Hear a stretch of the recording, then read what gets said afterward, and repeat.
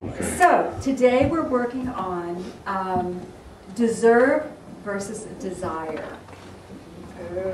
Have you noticed that when you desire something and you start feeling like, oh, I'd like to experience this or I want that, what's the first thought that goes through your mind after that? I don't deserve that. Oh, do I deserve this? And you know, oftentimes we'll speak our desire to someone else and they'll go, oh, really? You think you deserve that? You know, it's just this thing within our human nature that these desires come up from within us and then we immediately go into this deservability. Is it for me? So, I want us to start thinking about the difference in the energies between desire and deserve. You all know, has everyone had that experience where they really desired something and they immediately check, do I deserve it? Mm-hmm. Everybody? Mm-hmm. Okay. All right. When you look at deserve, you're looking at the idea that you want to have an experience by earning it. Doesn't that make total sense? Yeah. I want to earn my experience. I want to have an experience, but I want to earn it. I deserve it. Anytime deserving is used, you've earned that. You've merited it. Yes? Yes.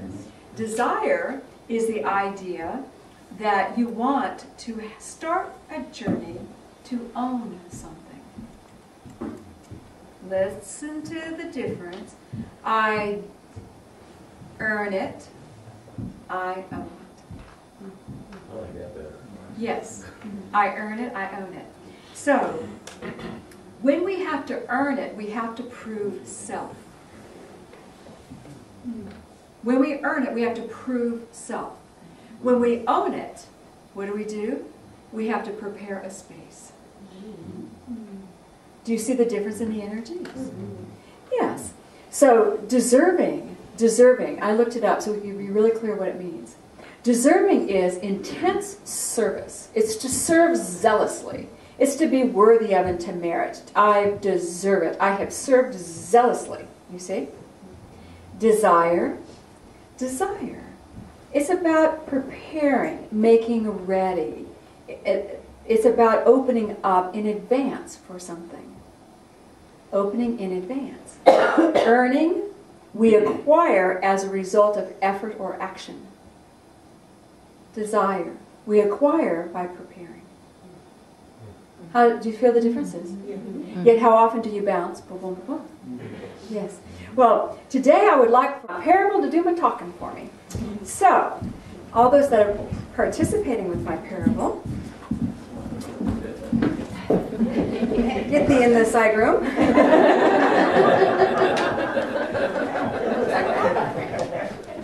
This is a parable from the Aquarian Gospel. I believe it's chapter 143, so I shall begin to read it.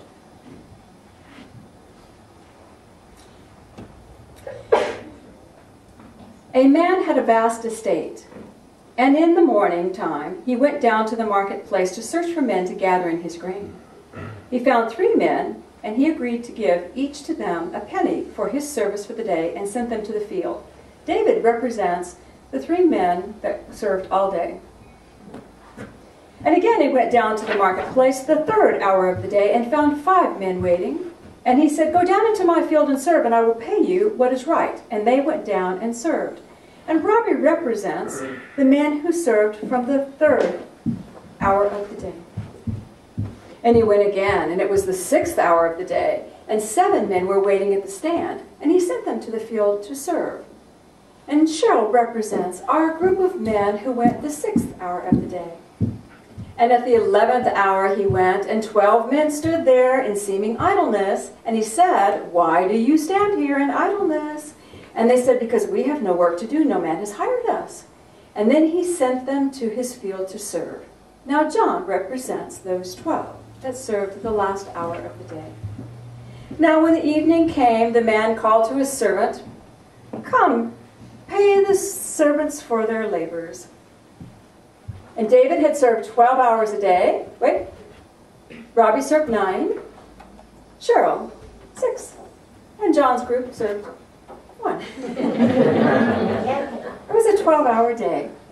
So, to David's group, A penny was given.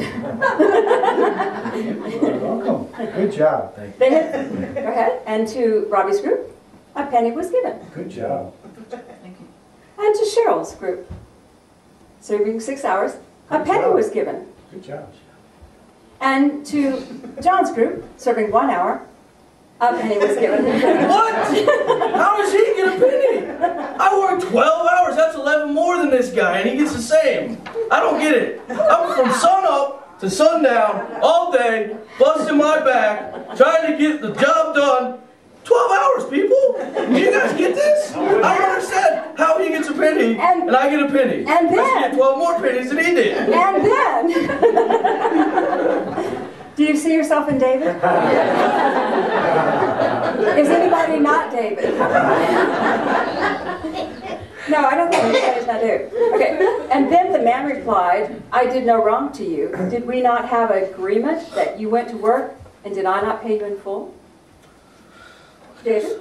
Okay. Yes, you did, and I don't know. All right. What is that to you if I should pay these men a smaller or larger sum? Take that which is your own and go your way, and I will give to the 12 what I gave to the 3, the 5, and the 7. These, who John represents, they did their best, and you could do no more than do your best. The hire of a man is based on the intent of his heart. Now, in our group of people, who has the consciousness to earn their living? David. David, and Robbie's right behind him. And this is the consciousness that even if the servant had come midway and said to David or Robbie, here's your penny for the day, go and take a break, what would they say? Oh no, I have not fulfilled my commitment to you. I shall not leave until my full time has been completed. Anybody do that? Oh yes, you do. Oh yes, you do. Especially if you don't have a long-term relationship with someone. Yeah. If you have a long-term relationship with them, you go, yeah, I'll catch you later. You know, I work hard on other days. No problem, I'll take the afternoon off. But if you have an agreement and someone offers you, you will say, no, I have not earned it. The intent of the heart. John represents the ability to receive. John represents the ability to go in, give the best he has to offer under the constraints that he has, and receive all that the universe has for him. Prosperity? Yes. All of these people represent different levels of consciousness, and we all fall somewhere in the line. But our intent today is to be able to wake up and to choose where we fall in that line. Do we have to always work by the sweat of our brow? Or can we be Johnny on the spot, ready to receive all the universe has for us? Thank you, guys. All right. I hope you can see by the little parable the difference. I hope you're uncomfortable. All right. Deserving, actually, is when you take a little measuring stick and you measure every ounce. You measure the energy you're putting in and you make sure you extract equal. If we have the idea that we're going to earn our desires, we're going to earn it, we're going to prove that we deserve it, what we do is we take a desire, I have this great desire, but I'm going to deserve it. So I go from where I am, who I am, I invest this energy that I am into something to prove that I am ready and willing and able, and then I arrive at the same level of consciousness. I have not changed anything. I have given energy to what I was to prove that what I was good. But have I lifted in consciousness? Have I changed in consciousness? Have I become ready to receive? I've simply continued to invest energy at my level. Do you see? So, when we go into receiving desires and be prepared to receive the desire instead of prove that we're worthy of desire, the first thing we do is we realize something within me must change. If I have a desire and I want to prepare to receive it, I've got to create some space. Do you see? Something's got to change within me. Think with me about people who want a child. And everybody, most people will hit that point somewhere in their lives, or they grow and they say, I think it's time I want a child. I want to give birth to a child. I want to have a child to care for. When you see a young couple or a couple that's preparing for a child, do you see them going out babysitting? Do you see them going out to prove that they're going to be a good father or mother? Let me borrow your kid for a while so I can prove to myself that I can do this. What do we see them doing? We see them starting to rearrange space in their minds. I need to set up a little crib. I'm going to need some this. I'm going to need a space here. They start acquiring things. They start preparing for this thing that is going to change their lives. But it's an experience that they're wanting to bring in. You see? They're bringing it in. What if we took that same wisdom and applied it to desires of our hearts? You see? Desire and prepare. Desire and prepare. All right. You all have heard the definition of insanity for a million years. It's to do the same thing you've always done and expect different results.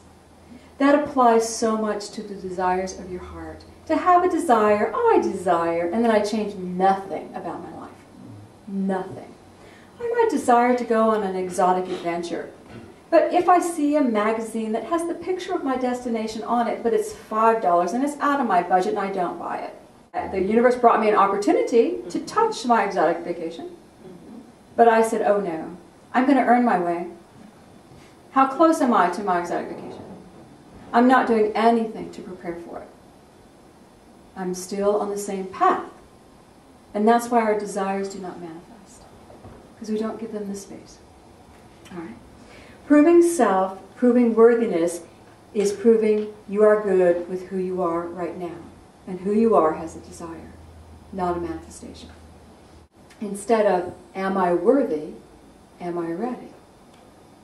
Instead of, have I earned it, have I created a space for it? So when we're starting to deal with the desires of our heart, the very first thing that we do is we acknowledge them. We acknowledge that we have desires. They're beautiful, they're wonderful, they're things that we want to experience that we have not yet experienced. Everyone has them, yes?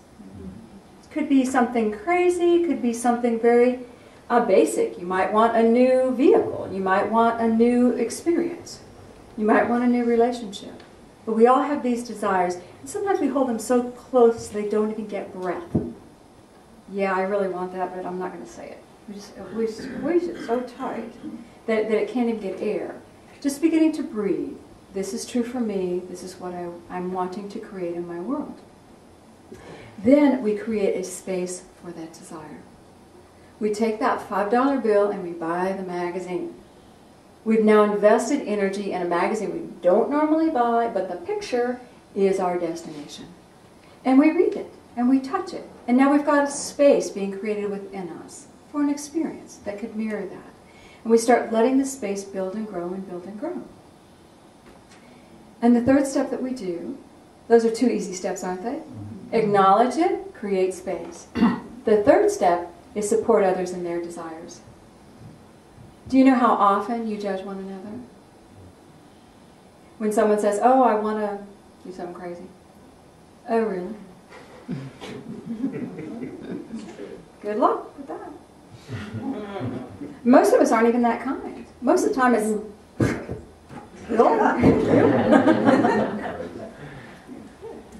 okay. Or we start to systematically dismantle their dream, especially if it's a spouse. If it's someone we know and love and we've loved intimately, and we know every button they've got, and we know all the reasons they will not succeed, we know them all. Intimately. And then we begin to remind them. We pull up the inventory of the failures. And we begin to remind them systematically. Have you forgotten who you are? You can't go where you're going with this whole list of failures. I'm sorry. And then our partner, friend, love, takes the dream, squishes all the air out of it, puts it back in their heart, and says, I'm never telling anybody else again. We need to support others. There's a scripture that says, pray for one another that you might be healed. As we send loving support to one another, we receive loving support for our dreams. Very simple. Simple 3 little steps, isn't it? Acknowledge that you have a desire, create a space for that desire, and support others in their desires. And realize this means you are going to be in motion. You will not be the person you are today because today is a desire. When it manifests, you will be the person that has it owned in consciousness, not earned in consciousness. Guys, take a breath.